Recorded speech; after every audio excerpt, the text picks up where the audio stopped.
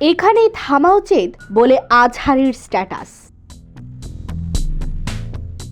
5 আগস্টের পর আবারও সারা দেশে ভাঙচুর অগ্নিসংযোগ করা হচ্ছে।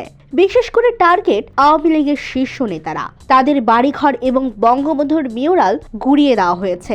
মূলত ছাত্র সমাজের উদ্দেশ্যে বুধবার ভাষণ দেন ক্ষমতাচ্যুত হয়ে ভারতে পালিয়ে যাওয়া সাবেক প্রধানমন্ত্রী শেখ হাসিনা।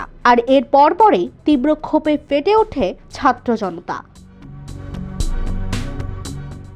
বিক্ষুব্ধ ছাত্র জনতা ধানমন্ডি 32 নম্বরে শেখ মুজিবুর রহমানের বাসভবন সহ দেশের বিভিন্ন স্থানে আওয়ামী লীগ সংশ্লিষ্ট ব্যক্তিদের বাড়ি, শেখ মুজিবুরের মিউরাল এবং মুজিব পরিবারের সদস্যদের নাম সম্বলিত ফলক ভাঙচুর শুরু করে।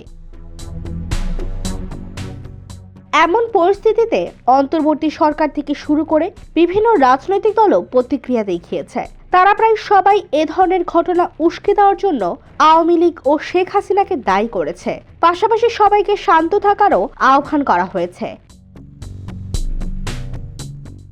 এদিকে দেশব্যাপী চলমান এই পরিস্থিতি নিয়ে মুখ খুলেছেন জনপ্রিয় ইসলামিক স্কলার মিজানুর রহমান আজহারী। তিনি সবাইকে এখানে থেমে যাওয়ার আহ্বান করেছেন।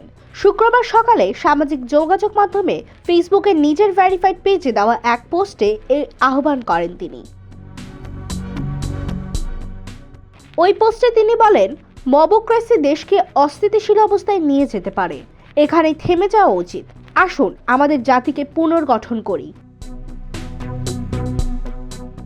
এর আগে পতিত স্বৈরশাসক শেখ হাসিনা ভাষণ দিলে 32 নম্বরে মুজিবের বাড়ি গুড়িয়ে দেওয়া হবে বলে হুমকি দেওয়া হয় সামাজিক মাধ্যমে ফেসবুকের নানা পেজ থেকে। তবে ভাষণের আগেই সেখানে ভাঙচুর শুরু হয় এবং আগুন ধরিয়ে দেওয়া হয়। IVTV, USA, new York.